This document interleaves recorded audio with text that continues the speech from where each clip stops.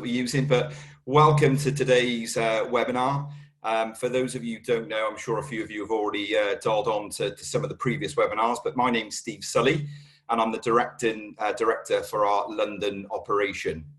I'd like to start by thanking everyone for attending today's webinar.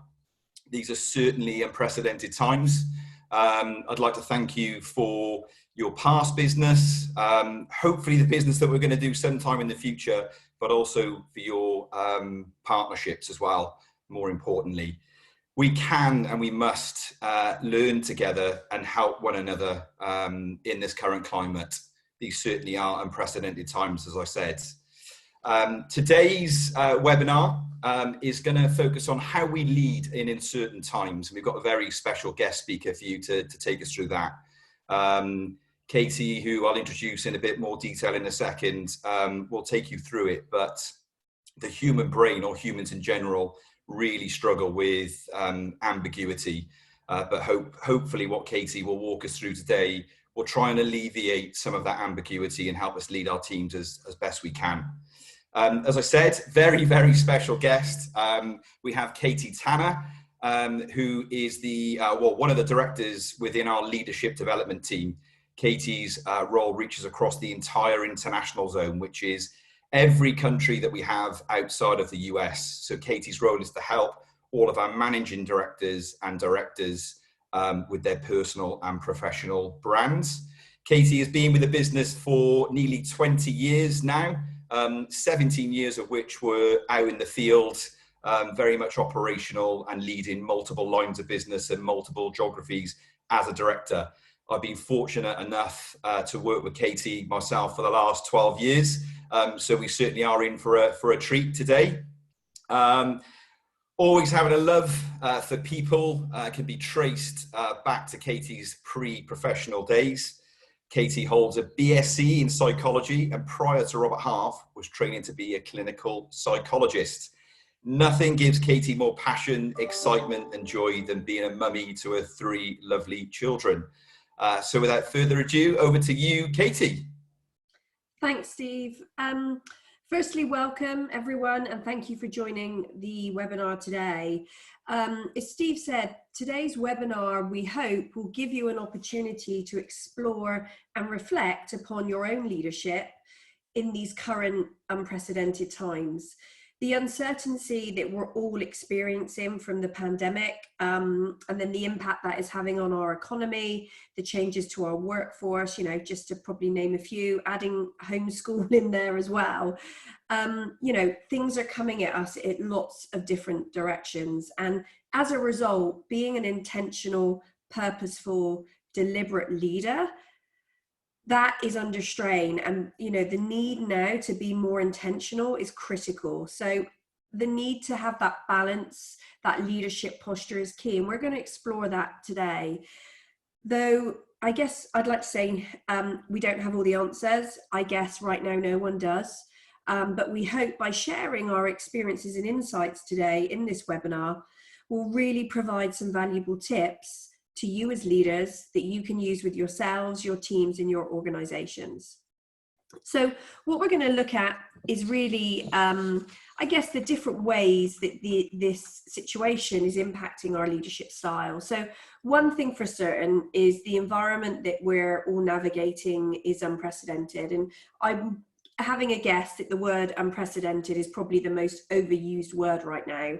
And when we think about what we've been through personally, collectively over the last couple of weeks, months, it's put everyone to have, or make everyone to have, an emotional reaction. And not only because of where we are in the present, but also that nervousness about what lies ahead. And I think if you think about the feelings that you may have well felt yourself, your teams, your families, anything from stress to uncertainty, to worry, to nervousness, change, fear of the unknown. And maybe there's been some opportunity there. Maybe there's been some hope for the future. So I think every single one of us is feeling these feelings, whether it's one day and maybe not the next. And I think those feelings, thoughts and reactions are tough. They're challenging and they're dire at times, but also we need to remind ourselves that some people will be feeling a new sense of opportunity rising out of this crisis, and most of us will probably be somewhere in between the two.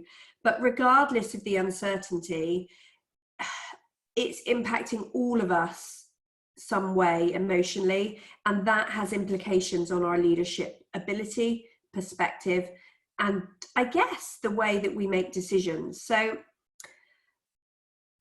but we as leaders ourselves are not immune to feeling freaked out and overwhelmed. And I just kind of wanted to recognize that. I think if you are responsible for a large team, or even a small team, you yourself are not immune to feeling all of those feelings that we've just discussed.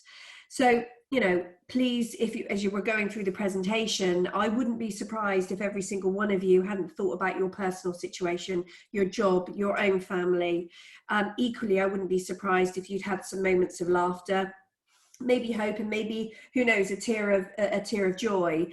I think what we have to recognize that this has been and will continue to be a roller coaster of emotions, and we need to recognize as leaders ourselves, we are not immune to feeling that effect of that roller coaster on our leadership style.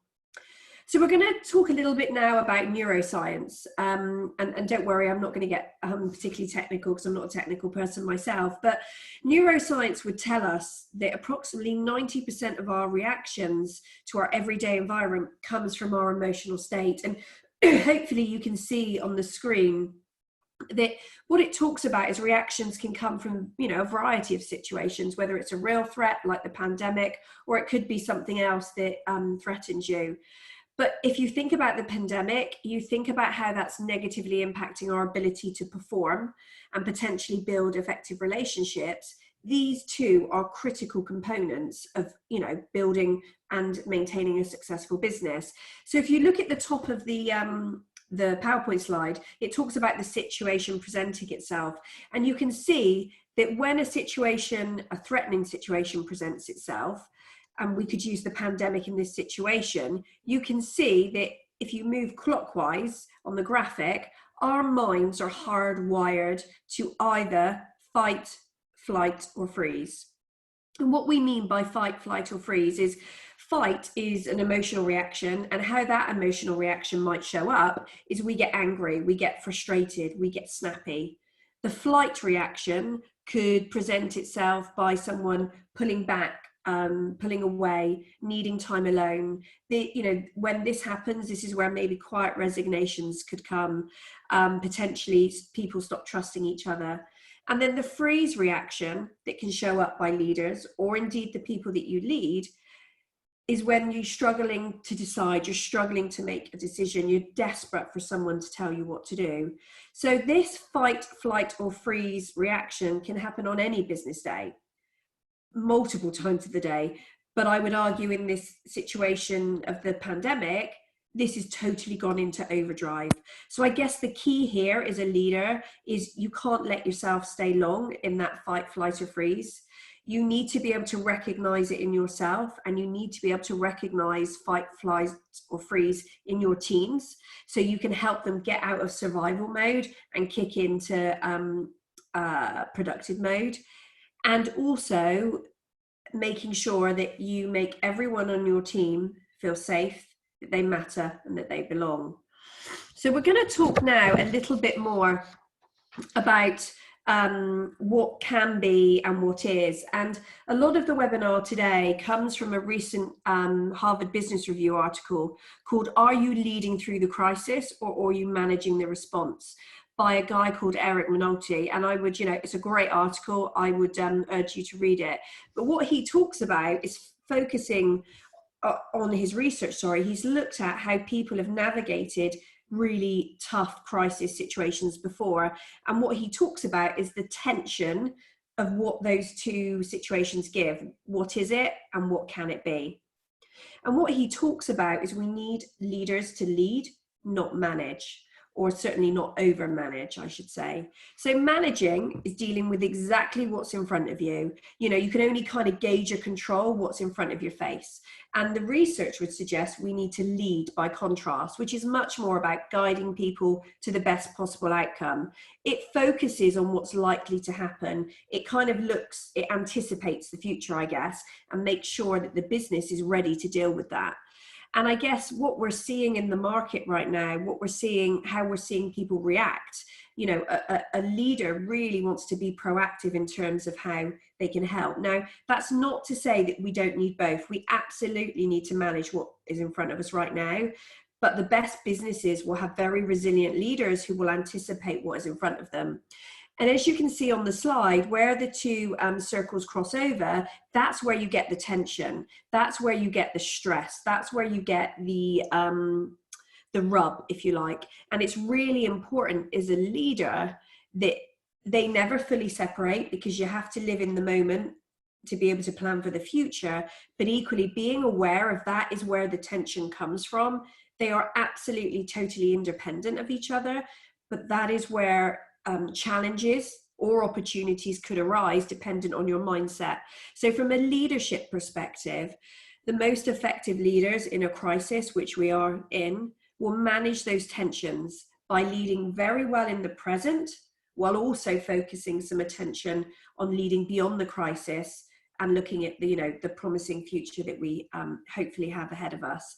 So for leaders to be able to do this, leaders themselves need to be able to pull back. They need to be able to toggle between the present and the future. And to do that, they need perspective. They need to be able to widen their lens. And I guess that's quite a holistic view of leadership, because what you then can see is you can not only see challenges, but you can hopefully see opportunities or silver linings that may come out of the situation. So I think there are four main common leadership tensions, and we're going to talk through them now and really talk about hopefully how you can bridge those circles of what is and what it can be for you and your teams. So if we look at the list here, you can see that we've got focusing on self and others. We've got responding reactively and being proactive, managing process and leading people. And then the final one talks about challenges and embracing opportunity. So we're going to talk about each one of those. The first one we're going to look at is self and others. And really, it's what I alluded to earlier. How you manage yourself, how you lead yourself, how you take time for yourself is really how your teams are going to experience you. And you've probably heard the saying that, how you lead yourself will directly impact how you lead others in the business. And it's really important that you take time for yourself to be the best version of yourself as a leader. And we spoke earlier about that ability to pull back. It gives you that wider lens. It allows you to see a little bit more around situations underneath them, rather than just what's staring you right in front of you. Reactive and managing reactively, that's all about micromanaging. That's all about being in the detail.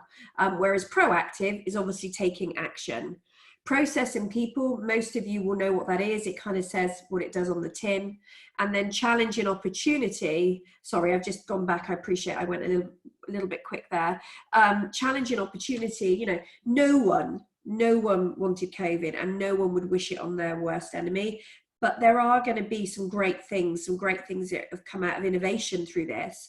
And there will be some companies, people that will win from this situation. So I guess when we face these polarities, if you like, these dilemmas, these tensions, it's really important that you're intentional about where you focus your attention, because that will give you the best impact, the best return in terms of how you deal with your teams and your businesses. So to, I guess, simplify that, I would just say, just make sure it's at the forefront of your mind, and be deliberate about your mindset in terms of where you're spending your time and your energy. So if we look at self and others, as I said, the true ironies of leadership is often that we often think that leading others and we forget to lead ourselves. So it's really important that you reflect and take time to do that, especially in a situation that we're in where a lot of our fight, flight and freeze has gone into overdrive. And sometimes if we over focus on others, it can be to the detriment of ourselves. And, a really good example I'd give here is, when you're on the aeroplane and they talk about loss of cabin pressure and, fixing your own oxygen mask first before you help others. That's probably the best way of kind of giving a real life example of that. The other thing I would encourage you to do is, when you're thinking about yourself and how you lead yourself, is be open and upfront with your leader. It's really important that you feel you're getting from your leadership what you need. And whether that's communicating about the challenges you're facing at home, we said earlier that everyone is experiencing this differently at different times, and maybe working out with your leader what that looks like for you in terms of work. I can give a really good example there personally. Steve mentioned I've got 3 children.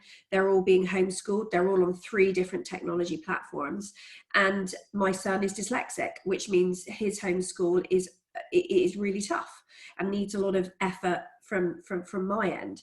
I spoke to my leader about that and explained, and I found a way with her how I could juggle both my family commitments and my work commitments. So don't be afraid to talk to your leader and ask them to be the leader that you need them to be for you. So I think if we look at others, and I think if you are aware of the signs of stress turning into de-stress for yourself, if you are aware of the fight, flight, freeze in yourself, you're much more likely to see it in your team, in others. So if we look at the next slide, I really would encourage you to just ask yourself these questions. What strengths can I leverage to feel more grounded in the face of adversity? How can I intentionally protect my time to accomplish my goals and priorities? What triggers did I experience when my actions were not in alignment with my intentions? And what new skills could be beneficial for me to learn right now? And if newly remote, how can I enhance my workstation, my office? So please don't think we're asking you to ask yourself these questions continuously. Maybe pick one and pick the one that really just stands out to you, and maybe just reflect upon that weekly. And it might just keep your perspective. It might just help you widen your lens and be balanced and purposeful in your intent. So just think about what stresses you out, what sends you into a spin, what triggers make you feel vulnerable. Your ability to figure that out, when it happens, why it happens, how you then react, will help you manage yourself better, but it will also help you identify and see those telltale signs in the people that you lead, so you can get them out of that distress situation a lot quicker. So again, with others, it's similar to the questions you would ask yourself, but really making sure that when you're having those regular touch points with your team, you're asking, what are you experiencing? What can I do to help you through these tough times? What resources, support, training can I provide you in terms of achieving your work goals? So I think it's really important to listen to their responses, because they will give you an indication of whether they're in fight, flight or freeze. If someone who was particularly vocal before suddenly becomes withdrawn, that's a sign that they've gone into flight or potentially freeze. If someone who you work with suddenly struggles to make a decision, again, another telltale sign. Someone who is suddenly very sensitive to critique, who potentially had thick skin before, could be also suffering from fight, flight or freeze. Or you might have someone on your team who suddenly becomes very opinionated about everything and very snappy. That's the fight coming out in them. So I would just really try to look for those telltale signs. If we look at the next slide, it really talks about another area that is super important in terms of leadership balance, and that's the reactive and proactive. And I know certainly in Robert Half, we have felt an even greater need of urgency in our workplace. And it wasn't like we worked at a slow pace before. So I think when you think about your leadership approach, when you've got pressure, speed, kind of in overdrive, that naturally will make you want to go reactive, because you want to quickly solve problems. You want to quickly provide solutions. but actually we still need to be proactive and take a sit back and really think about the root causes of the problem. Because if we constantly react, more often than not, we could be putting a plaster over a situation and then the same problem arises. So we still need, we need to be reactive and we need to be proactive. None of these leadership behaviors are bad. We need both of them in equal measure. It's about the balance of them. So I think when you think about being reactive, that's when you're micromanaging, you're lasering in on what is and what's not important. And that helps things become clear, and that's really important. But equally, we need to be responsive and we need to be proactive, because that will help people react not only quickly, but calmly. We can't have speed to the detriment of value. And I think that's really important just to point out when we're talking about reactive and proactive leadership styles. So the next slide has some more questions for you to think about, and really think about how you can be a more proactive leader. Are you still sharing a vision with your team? That's compelling right now. Your vision, your mission, your goals, your objectives, those haven't changed. We might have had to pivot and change in terms of how we deliver them, but that vision, the actual core corporate culture, would have not changed. Shared decision-making and problem solving, leverage the new strengths you're seeing in your teams to be more proactive in your response. And that will therefore help you be a much more intentional leader. Shared decision-making where you can, that helps people feel like they belong and that they matter. Foreseeing and influencing change. So that's that widening of the lens and looking about what's in the future. So you're ready to deal with that, make sure the teams have got everything in place to make the best of what is coming. The other thing that we found internally is having that greater concern for the greater good, which is sharing, whether that's a corporate charity, whether it's the support and respect and love that we've all shown recently to our NHS. But we've also found doing that internally has been really important for us. So whether that's sharing successes right now, we're not all together in a location sense, but we're still together in terms of our spirit, our focus, our determination. So we are celebrating small wins much more than we ever would have, and having lots more virtual team meetings. And sometimes those are business orientated, and sometimes those are quiz funds. We have one today that's a Thirsty Thursday, which is sharing successes, having a beer or a glass of wine, whatever your tipple is. And it really just, I guess, helps bring that sense of togetherness, because if you look for one silver lining from this pandemic, probably togetherness, collaboration has probably never been higher in most organizations than it currently is. So the next slide talks about processing people. And for most of you, you will naturally have a preference to one end of process or people. And again, if we aren't careful in a crisis situation, we tend to go into overdrive, we tend to go into overfocus on one of the other. And that is just a detriment to either one of them. And it undermines effective and intentional leadership. So in a nutshell, process-focused leaders, if some of these resonate, you're maybe a process leader. Examine business operations with a critical lens, execute on deadlines and focuses on achieving goals, key matrix to measure and track performance, builds a culture of high accountability, drawing upon analytical analysis to look at business outcomes. So we all have a preference, and process is by no means bad. It's the absolute key touchstone of any business, any operational model is, but balance is critical. And I guess what we would say is you need to counterbalance that with checking in regularly and consistently with your people, always coming from a point of empathy or compassion, and really trying to help your people feel like they're cared about. And I guess, we have there's a leader in our business, a guy called Dave Jones, who would always say to us, you have to manage the process with discipline, but the people with creativity. And I think that's a really good way of explaining how you need to have process in one hand and people in the other. And on the next slide, it really talks about process and people being on a spectrum. And again, one is not better than the other, but you need both. And when you are intentional about your leadership, you can take advantage of both the process and the people. And I think when you sit on that, you think about yourself and where you sit on there, you will see that they go hand in hand, the business and the people. And probably in a pandemic situation, in a crisis situation, in our humble opinion, we would always say put people first, because you can have people without process, but you can't have process without people. So the last tension that we talk about is challenges and opportunities. And I guess there was a famous guy, I think he's a famous industrialist in America, Henry Kaiser, who said, problems are opportunities in workflows. So I guess what he's saying there is challenges appear at us at the moment, every which way direction. You turn right, you turn left, they're there. But if we're not careful, if we don't have that leadership posture, if we don't have that widened lens, we could end up being blind to potentially some opportunities that are there.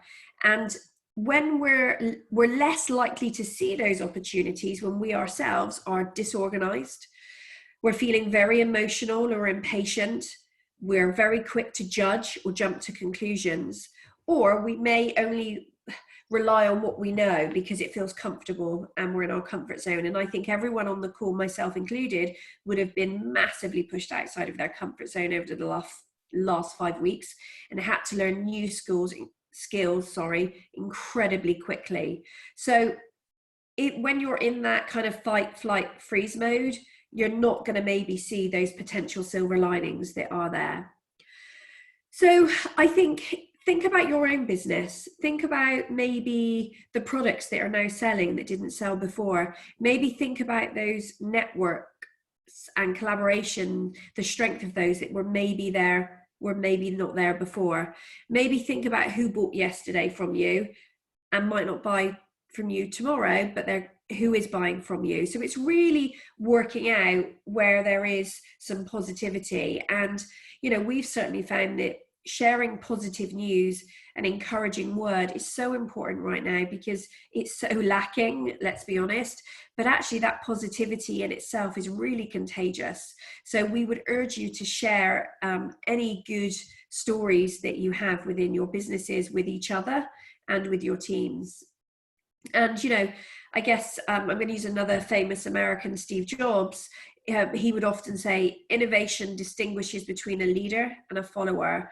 And you don't have to be a creative product designer right now to see that, you know, we probably are going to have a new future. We need people to reimagine how that's going to look. But there is creativity in process. There's creativity in relationship building, technology, and all of those things are going to help us build our businesses and future-proof them for what our businesses might look like when we come out of this and move beyond it. So some great questions to ask yourself around challenges and opportunities would be, make sure you are really defining exactly what the issue is and what it is not. So that's basically taking the emotion out of a question.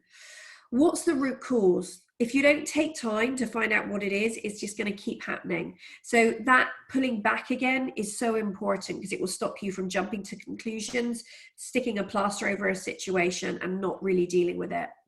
Use rigor and logic and models because they will help you solve difficult problems. Again, that takes out that emotional kind of subjective viewpoints and will stop you just relying on what you knew in the past. Try not to get too emotionally attached to an expected outcome. I know that's hard because we're all emotionally attached to our people, probably more so than ever, but where you can, really try and be intentional there. And do not stop at the first obvious answer. Try some new things. You know, we're all trying new things right now. Maybe what we agree on in the morning might change in the afternoon. So having that transparency about the fact that, you know, we're going to try some new things and they might work, they might not. So I think we really need to, where we can, invest in a deep dive into what you perceive as your challenges, but also potentially the opportunities within your teams, within your businesses. So break those challenges down, because when you break them down into bite size, all of a sudden they seem more surmountable. All of a sudden we become less emotional about them. So I think if we don't do that, sadly the problem will not go away. We'll keep carrying it around on our shoulders, and it will absolutely impact our ability as a leader to not only be inspirational, but to make great decisions, to be the person that our teams need us to be right now. So I guess that really brings the webinar to a close. Leadership has always been a balance, and it will always be a balancing act, but more so now than ever. Give yourself time to process everything that's going on in your own heads, your own families, your own teams. Be comfortable with being uncomfortable, because by doing that, you will avoid yourself going into that fight, flight, or freeze mode. There are some silver linings if you look for them. You just got to widen your view, maybe put on a different pair of glasses to see those challenges in a different way. Try not to get over seduced by over managing people. I know that's hard, especially at the moment where our need to control things is kind of what makes us feel good. But our role is to lead ourselves and our teams in the business. And to do that, we need to take a long-term and a short-term approach, because otherwise we're not going to be able to be resilient enough to what's happening to come out of this with better teams, a stronger trust network with each other, and also those relationships. Because if you overmanage, you tend to have a tendency to take over and just tell people what to do. And one of the silver linings we found in our business is that people are learning, their learning curve has never been higher. They're learning to be better recruiters, better leaders than they've ever had. And for us, that's a silver lining.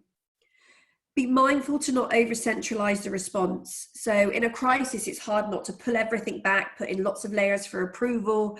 That just creates frustration. That creates that non-responsiveness, and that will only ebb away at your engagement and your motivation. And finally, let's not forget that this is a human crisis as well as a financial crisis. Our people have to come first. And as I said earlier, we need to hold the business in one hand. Of course we do, but we need to hold our team and their loved ones in another one. And we do need to be led more by the hand that's holding the people right now.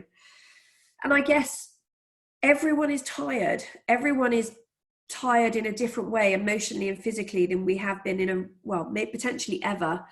And that need to hear something positive, that word of encouragement, that's contagious. You know, no one would have wished this on their worst enemy. It's frightening, it's frustrating, it's challenging. But if you look for those silver linings, whether they're in innovation, whether they're in creativity, new strengths in yourselves, in your teams, you know, maybe the speed and flow of information, by looking for that, therein lies the balance, because there is value in both the light and the dark, and the managing and the leading. So thank you again for joining today. We hope the perspectives, the insights will be valuable to you, that you can take back and reflect upon.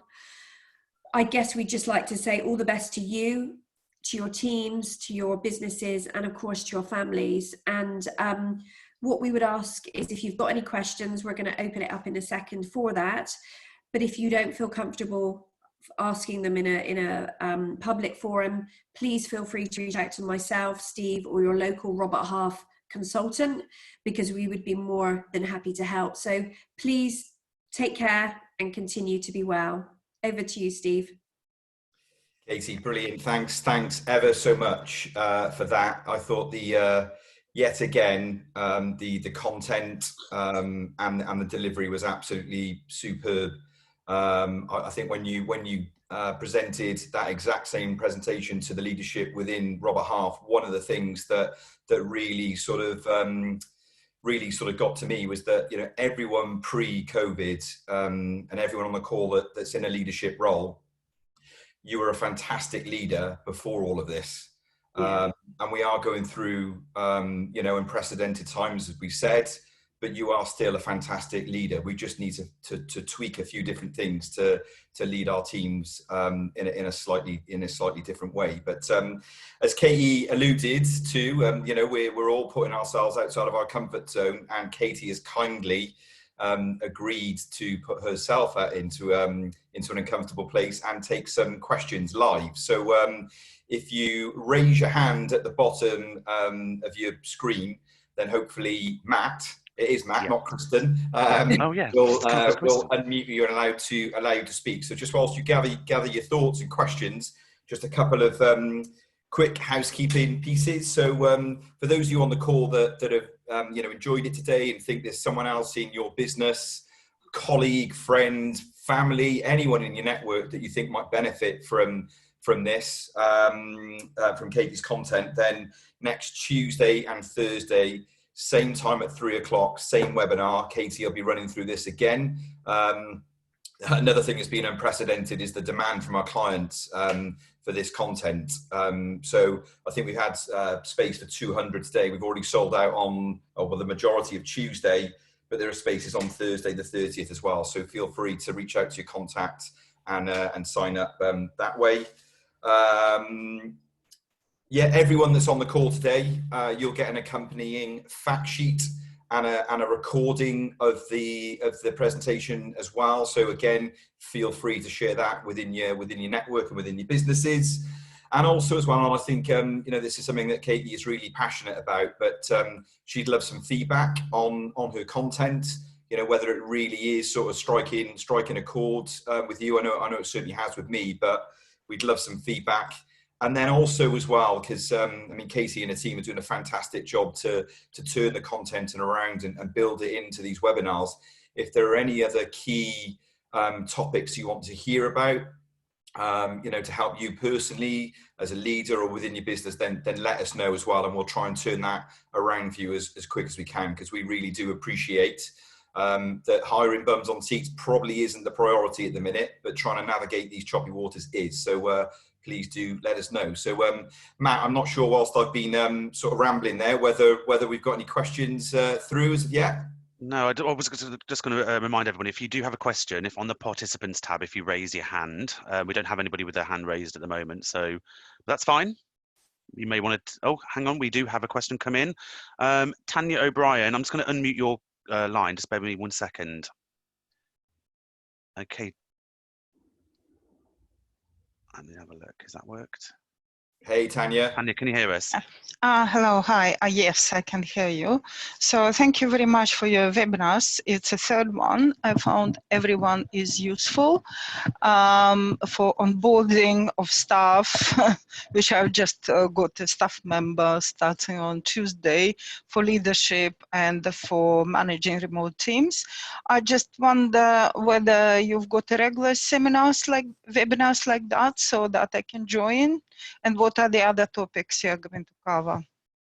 Yeah, absolutely. So, I'm probably stealing Katie's thunder here, but Katie has written and produced 3 webinars so far. First one was on how to lead and manage remote teams. So you may have already been on that one already. Yes, Tanya. yes. The second one was how to onboard remotely as well.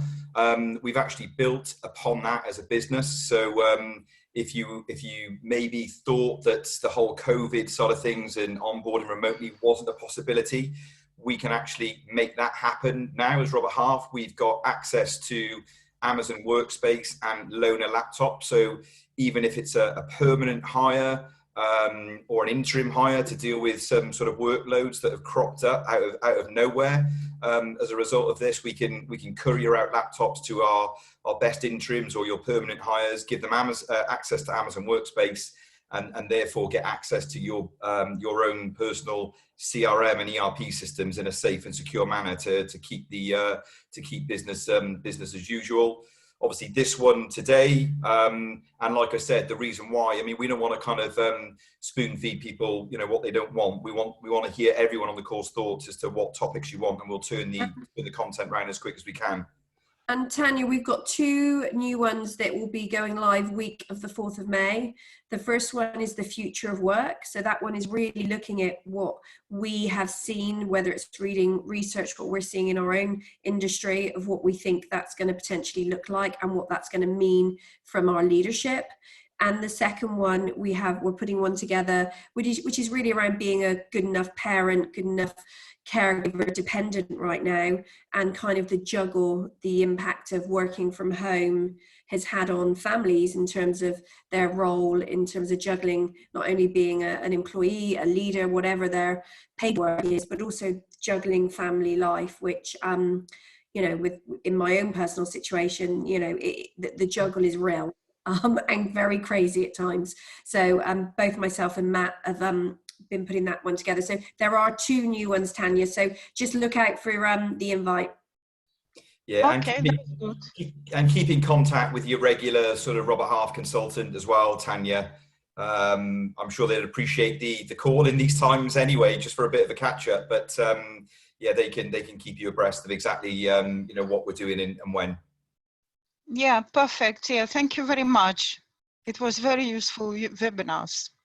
Thank you, Tanya. Tanya. Matt, So there's no other hands raised? No, I don't think so. I think we're good. Please, like I said, you will be no doubt getting a call from your local Robert Half consultant to get feedback, thoughts. Thank you for joining again today, and hopefully, like Tanya, we're going to look out for you next time, Tanya, on the next 2 webinars. We will hopefully get some more of you to join our future ones. So again, thank you to everyone, and we hope to speak to you in the near future. And thank you to you, Katie, as well. Brilliant as ever. So yeah, leave me to finish with yeah, stay safe, stay in, and wash your hands, and we'll see you again soon. Cheers, thanks all, bye. Bye, everyone.